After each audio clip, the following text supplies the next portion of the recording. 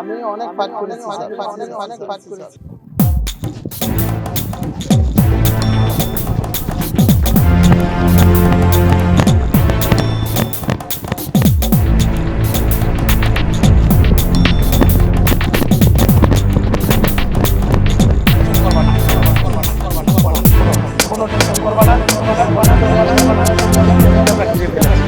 তুমি জ্ঞান হারাবা না, সব ঠিক আছে, চতুর্দিকে সব ঠিক আছে। চলো চলো, তোমাকে এখন হসপিটালে ভর্তি করবো। স্যার আমার অনেক রক্তক্ষরণ, প্রচুর রক্তক্ষরণ হচ্ছে। তোমাকে অনেকবার বারণ করেছিলাম তুমি একা না আসার জন্য, তুমি কেন এত বড় রিস্ক নিলে? স্যার আমি বাচ্চাটাকে তো উদ্ধার করতে পেরেছি স্যার। তা করেছো, কিন্তু জানো তুমি কত বড় ঝুঁকির মুখে? হ্যাঁ, তোমার জীবনটাও যেতে পারতো। কি করবো স্যার? তারা কি কোনো কিছু বুঝে? এরা মানুষ সম্বন্ধে কিছু বুঝে?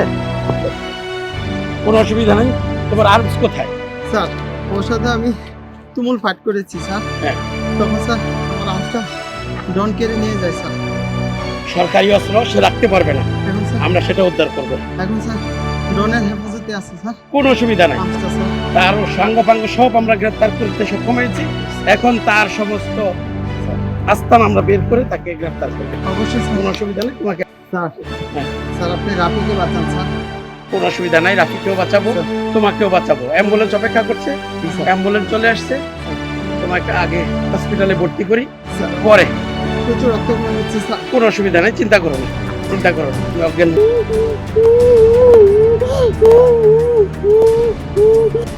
আপনারা এখনো বাসায় যান নাই?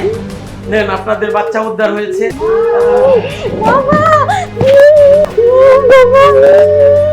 তুমি আমারে ধোকা দিয়ে গেছো।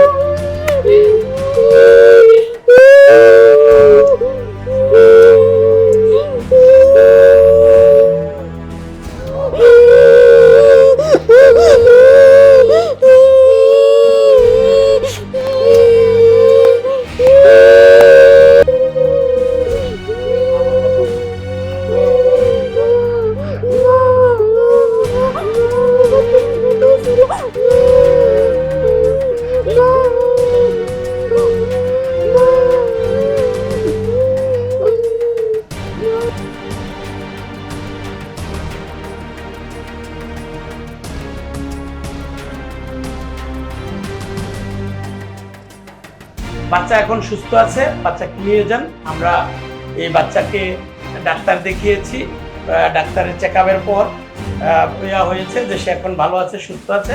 তবে শোনেন, কয়েকদিন স্কুলে পাঠায়েন না, সে একটু আপনাদের কাছেই থাক। সে মানসিকভাবে একটু দুর্বল হয়ে পড়েছে। সপ্তাহখানেক পরের থেকে আপনি স্কুলে পাঠাইয়েন।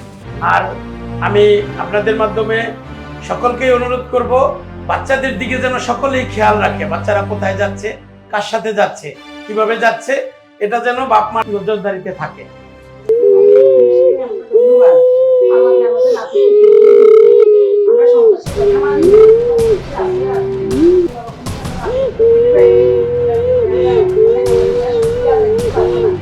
যদি সন্ত্রাসীর কথা শুনতেন তাহলে হয়তো আপনার টাকাও যেত, বাচ্চাও যেত। কারণ তাদের তো বুক পিট নাই, তারা মানবতা বুঝে না, তারা মানুষের কষ্ট বুঝে না। আপনারা অনেক বুদ্ধিমানের কাজ করেছেন, আপনাদেরকে অনেক ধন্যবাদ। বুদ্ধিমত্তার পরিচয় দিয়েছেন, পুলিশের সহযোগিতা নিয়েছেন। আমি সকলের কাছেই বলবো, পুলিশের কাছে আপনারা মন খুলে সকল কিছু বলেন, কারণ পুলিশ আপনাদের বন্ধু, আপনাদের সহযোগী। তারা প্রশিক্ষিত, সন্ত্রাস বিরোধী আন্দোলনে তারা প্রশিক্ষিত, তারা যে কোনো পর্যায়ে থেকে তারা সফলতা লাভ করতে পারে। সুতরাং পুলিশকে আপনারা বন্ধু ভাবুন, আর পুলিশকে মন খুলে সকল বিপদের কথা বলুন, তাহলে আপনারাও উপকৃত হবেন। নিজেরা কোনো কিছু করতে যাবেন না, পুলিশের মাধ্যমে করবেন। কারণ হচ্ছে পুলিশরা দক্ষ, যে কোনো পরিস্থিতি মোকাবেলা করার জন্য তারা দক্ষ। এজন্য আপনারা পুলিশের সহযোগিতা নেবেন, বন্ধু ভেবে, ভাই ভেবে।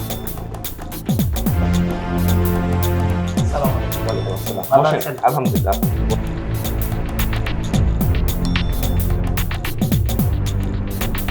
অফিসার আপনার জন্য কি করতে পারি? ডাক্তার সাহেব, আমি আসছিলাম আমার সাব ইন্সপেক্টর ওই যে গুলি খেয়েছে, এটা একটু শারীরিক অবস্থা কেমন একটু জানতে এসেছিলাম। হ্যাঁ হ্যাঁ, আমি কিছুক্ষণ আগে ওনার সার্জারি করে পা থেকে একটা গুলি বের করি। একটু দেখা যাবে কিনা দেখা করতে আসছিলাম। না না, এখন আমি আর আসলে আপনাদের দেখাটা আমি অ্যালাউ করতেছি না, কারণ শরীর থেকে অনেক ব্লাড বের হয়েছে তো। যার কারণে আমি আপনাদের 2-3 দিন পরে ফোন দিব, আপনারা এসে তখন ওনার সাথে কথা বলবেন। এখন মানে বুঝতেই তো পারছেন যে ব্লাড বের হওয়ার পরে সে কতটুকু রিক্সের ভিতরে ছিল। আপনার কথা শুনে আমার অনেক ভালো লাগছে। আসলে কি ডাক্তার সাহেব, ছেলেটির কেউ নেই, তার বাবা মা নেই, শুধু দাদি আছে, পুরো একজন দাদি। না না, তেমন আশঙ্কার কোনো ব্যাপার নাই, সে আগে থেকে খুবই সুস্থ আছে, আশঙ্কা মুক্ত। ও আচ্ছা আচ্ছা, তাহলে কোনো ক্ষতির আশঙ্কা নাই। মাশাআল্লাহ ডাক্তার সাহেব, আমি খুবই কৃতজ্ঞ। আপনি অনেক পরিশ্রম করতেছেন এবং আপনি সফল হয়েছেন অপারেশন। তো শারীরিক সুস্থতার কারণে আর মঙ্গলের কারণে আমাকে আমাদেরকে দেখা করার যেহেতু পারমিশন দিচ্ছেনই না, তো ঠিক আছে, কোনো অসুবিধা নেই। আমি পরবর্তীতে আপনার কল করে আসলে অফিসার হয়েছিলটা কি? ডক্টর, এটা খুব দুঃখজনক একটি ঘটনা। একটি 10-15 বছরের বাচ্চা কিডন্যাপ হয়েছে, আর কিডন্যাপ করছে অনেক বড় একটি সন্ত্রাসী গ্রুপ। একটি 10-15 বছরের বাচ্চা কিডন্যাপ করার পর আমরা পরিস্থিতিতে আমরা অপারেশনে কিন্তু ওই জায়গায় আমার আগে শেষ করতে এবং সিভিলে এই সিভিলে থাকার কারণে বিষয় পরে হয়তো আমরা এই জায়গায় যাই অনেক কিছু করেছি, পরিস্থিতি নিয়ন্ত্রণে নিয়েছি, কিন্তু এর মধ্যে বাচ্চাটাকে আর তাকে বাঁচাইতে গিয়েই এই সাবিত হারিয়ে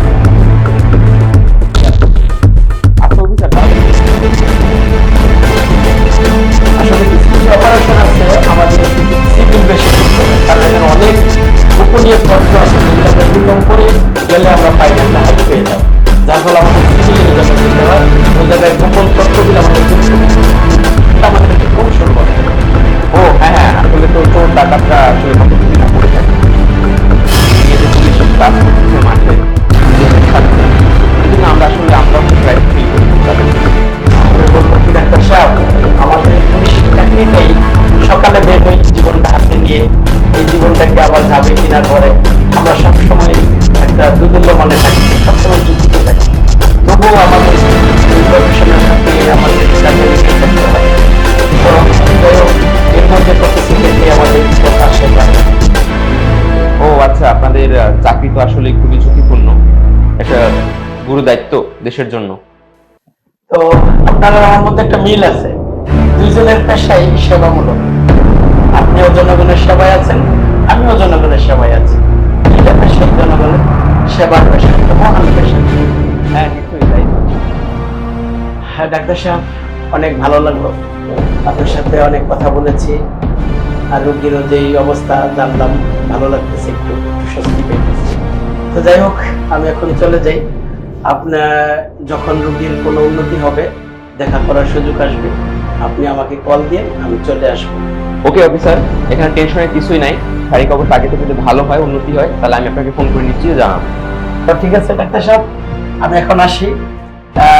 যদি রোগীর কোনো উন্নতি হয় আপনি আবার কল দিলে আমি আসবো। অবশ্যই অবশ্যই। আর শোনেন, আমি হসপিটালের নিচে 2 জন কনস্টেবল পাহারাদার রেখে গেলাম, এরা থাকবে, আপনি যখন আমাকে ইনফর্ম করবেন আমি আসবো। আচ্ছা ঠিক আছে।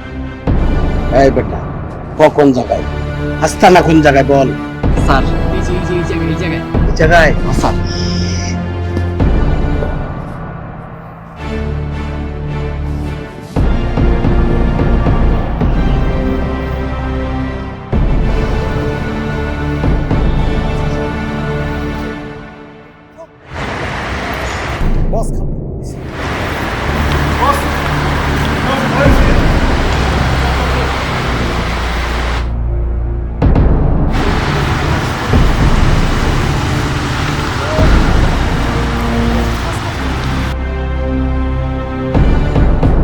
Hands up, hands up.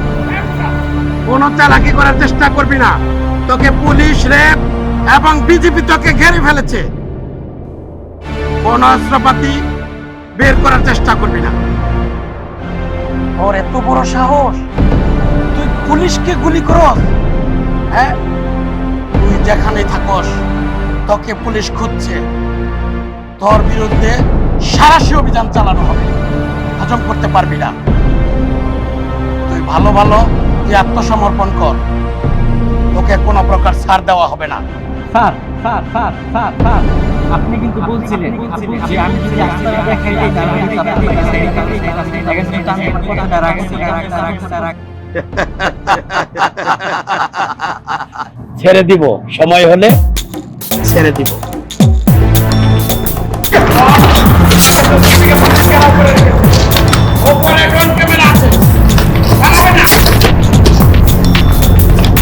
চেষ্টা করবে না। তুই কি ভেবেছিস পুলিশ ঘুমায় থাকে? পুলিশ ঘুমালেও তাদের কাজ চলমান থাকে। দেখেছিস তোকে কিভাবে বের করেছি?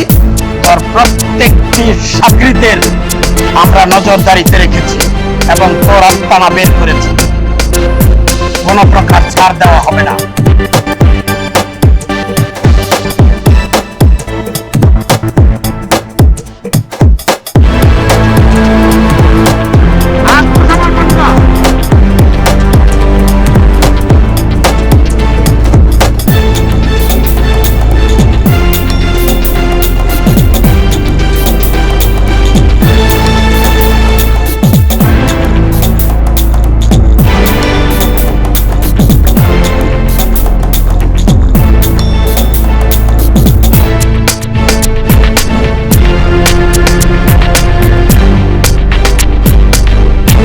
বস বস, আপনার চিপায় কিন্তু পুলিশ আছে বস।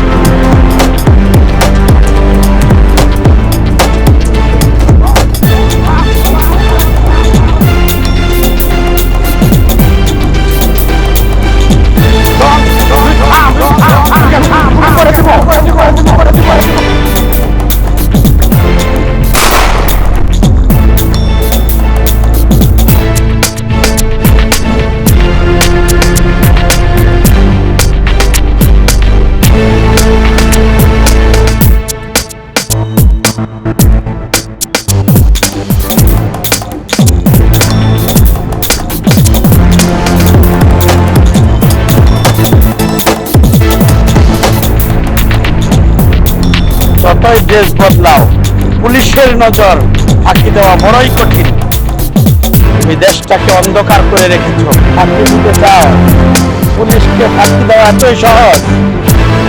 যতই চেষ্টা করো, ফাঁকি দেওয়া এত সহজ না পুলিশকে। আজ এই তো কাল ফাঁকিয়ে যাওয়াবে।